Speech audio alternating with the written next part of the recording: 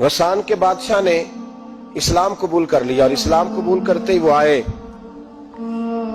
حج کرنے. حج کے بعد فارغ ہوئے تو ایک نفلی طواف کر رہا تھا غسان کا بادشاہ شاہ غسان. آج تو خانہ کعبہ میں بھی وی آئی پی پروٹوکول ملتا ہے, آج تو مسجد نبی میں بھی وی آئی پی پروٹوکول ہوتا ہے, یہاں آ کے بھی یہاں بھی اور دیکھتے صحیح تجھ کھڑا کہاں ہے. یہاں بھی پولیس والوں نے بازو پکڑے, سوچو تو صحیح یہ حال کر دیا تم نے مذہب کا. طواف کعبہ ہو رہا ہے اور غسان کے بادشاہ نے جبہ پہنا ہوا ہے باریک اور لمبا. وہ طواف کعبہ کر رہا تھا تو ایک غریب آدمی کا پیر اس کے جبے پہ آ گیا. جب پیر آیا تو اس نے پلٹ کے غریب کے منہ پہ تھپڑ مارا. جب تھپڑ مارا تو اس غریب نے سیدنا فاروق اعظم کی عدالت میں مقدمہ کر دیا. کہا بادشاہ نے تھپڑ مارا ہے. حضرت عمر فاروق رضی اللہ تعالیٰ عنہ نے بادشاہ کو بلایا, فرمایا تو نے اس غریب کو مارا ہے؟ کہا جناب اس نے پیر رکھا تھا. تو فرمایا پیر رکھا تھا تو کیا ہو گیا, تو نے کیوں لمبا جبہ پہنا تھا, تجھے سمٹ کے چلنا چاہیے تھا. کہا میرے لیے حکم کیا ہے؟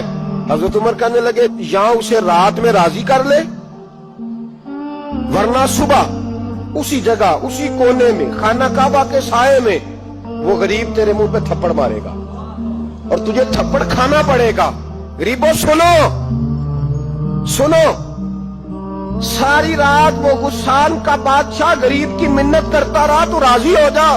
غریبوں تم سے شکوہ ہے, تم 2-4 لاکھ پہ راضی ہو جاتے ہو. غریبوں تم سے شکوہ ہے, تم انصاف ہونے نہیں دیتے. غریبوں تم تھوڑی تھوڑی بات پہ مطمئن ہو جاتے ہو. تھوڑی تھوڑی بات, جتنے غریب تن ہے لباسوں سے دور دور اتنی ہی چادریں میں مزاروں سے چھین لوں, اور جتنے غریب گھر ہیں اجالوں سے دور دور اتنی ہی روشنی میں ستاروں سے چھین لوں. اتنی تو ہمتیں ہو میری کم سے کم بلند کہ شاہوں کے تاج فقط اشاروں سے چھین لوں. تمہاری زیادتی ہے, تم نے ظلم پروان چڑھایا ہے. جب تم چودھری کے کہنے پر ایم این اے کے کہنے پہ راضی ہو جاتے ہو, تم انصاف ہونے نہیں دیتے. ڈٹنا سیکھو, کھڑے ہونا سیکھو. جب اسے کہا نا راضی ہو جا تو وہ غریب کہنے لگا میں راضی ہو جاؤں اور کل تو کسی اور کو بھی تھپڑ مارے. فرمایا جتنی تیرے پاس دولت ہے لا کے قدموں میں رکھ. ہم دولتوں کی پرواہ اس لیے نہیں کرتے کہ ہم نے محمد عربی کا چہرہ دیکھا ہوا ہے. اب میری نگاہوں میں جچتا نہیں کوئی, اس لیے کہ جیسے میرے محبوب ہے ویسا نہیں. تم اثر لینا چھوڑ دو, تم اثر بڑا لیتے ہو.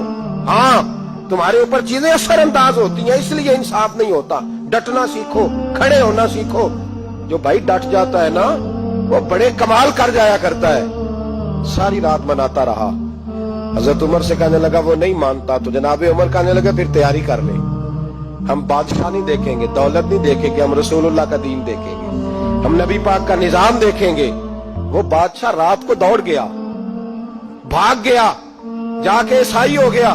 لوگوں نے کہا اتنا قیمتی آدمی عمر نے ضائع کر دیا. فرمایا چپ کرو, میں نے کوئی چیز ضائع نہیں کی, میں نے تو اپنے رسول کا دین بچا لیا ہے, کوئی شے ضائع نہیں ہوئی.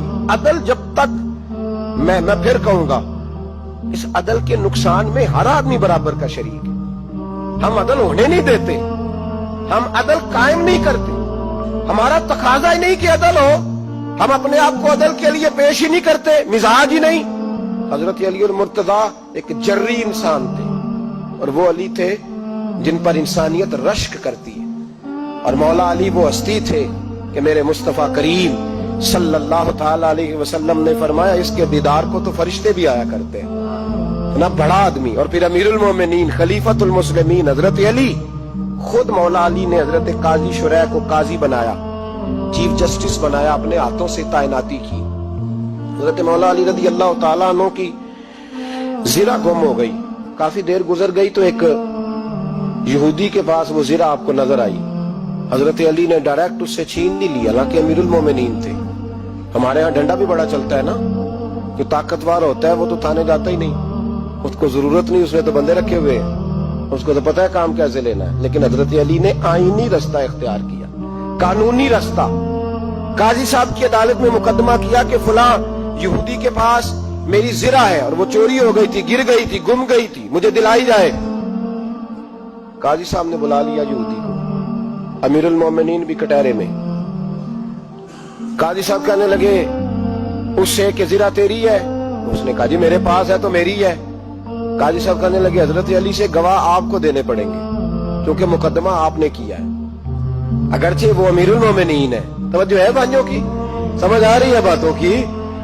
گواہ امیر المومنین آپ نے دینے ہیں کیونکہ مقدمہ آپ نے دائر کیا. تو حضرت علی کہنے لگے میرا بیٹا حسن گواہی دے گا کہ میری ہے, اور میرا غلام کمبر گواہی دے گا. قاضی صاحب کہنے لگے حضور ان کی گواہی درست تو ہے پر میں نہیں تسلیم کرتا, اس لیے کہ بیٹے تو باپ کے حق میں بولا ہی کرتے ہیں, نوکر تو آقاؤں کے حق میں بولتے ہی ہیں, جائیں کوئی غیر جانبدار بندہ لے کے آئے جو گواہی دے.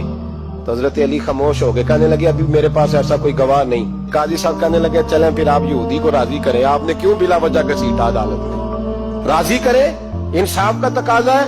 تو حضرت علی قریب گئے, کہنے لگے بھیا ناراض نہ ہونا, زرا تو میری ہے, ناراض نہ ہونا, میں نے غلط مقدمہ نہیں کیا. علیحدہ بات ہے کہ میرے پاس گواہ نہیں تو میں کوئی بے انصافی نہیں کر سکتا, تو میرے ساتھ چل تجھے کھجوروں کا حلوہ کھلاتا ہوں تاکہ تو راضی ہو جائے. وہ یہودی کہنے لگا میں نے قاضی صاحب کا انصاف دیکھا اور جناب علی کا انصاف کے لیے کھڑا ہونے دیکھا تو میں مولا علی کے قدموں میں بیٹھ گیا. میں نے کہا علی جب تیری یہ شان ہے تو محمد عربی کا کیا مقام ہوگا. میں نے کلمہ پڑھنا شروع کر دیا. دیکھیں نا تقاضا پورا کیا ہے حضرت علی نے.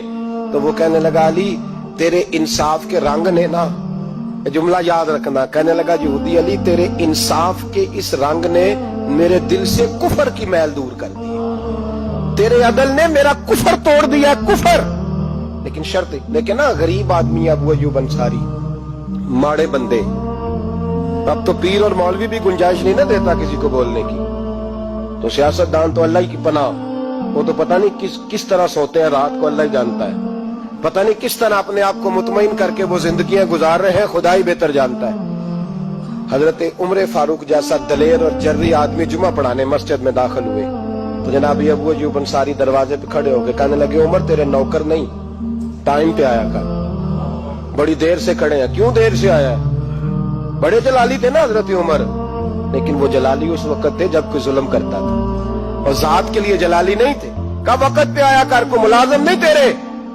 تو سیدنا فاروق اعظم منبر پہ چڑھے اور فرمانے لگے اللہ ابو ایوب انصاری کا بھلا کرے, جب تک اس طرح کے لوگ موجود ہیں کوئی بادشاہ بگڑے گا نہیں, اللہ اس کا بھلا کرے, اس نے میری توجہ صحیح. اور پھر عمر رو پڑے, رو کے فرمانے لگے مسلمانوں معاف کر دو, غلطی کوئی نہیں, میرے پاس کرتا ایک ہی ہے اور عبداللہ کی ماں نے وہ دھو کے خشک ہونے کو ڈال دیا تھا, غریب ہوں, کرتا دوسرا کوئی نہیں, تو وہ ذرا نا خشک ہونے میں آ کے دیکھ لو ابھی بھی گیلا ہے, مجھے معاف کر دو, میری غلطی نہیں ہے.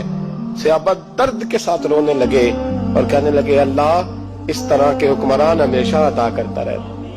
میرے بھائی تو انصاف کا رنگ تو دے, ان تقاضوں کو سمجھنا. یہاں کسی کی جرت ہے بول سکے, طاقت ہے کسی کی, لیکن انہوں نے اپنے آپ کو پیش کیا, سامنے پیش کیا اپنے آپ لوگوں کے سامنے. دو مال غنیمت کی چادریں بانٹ رہی ہیں, سب کو ایک ایک ملی ہے. فاروق اعظم جمعہ پڑھانے آئے تو اسی چادر کا کرتا, اسی کی تامت.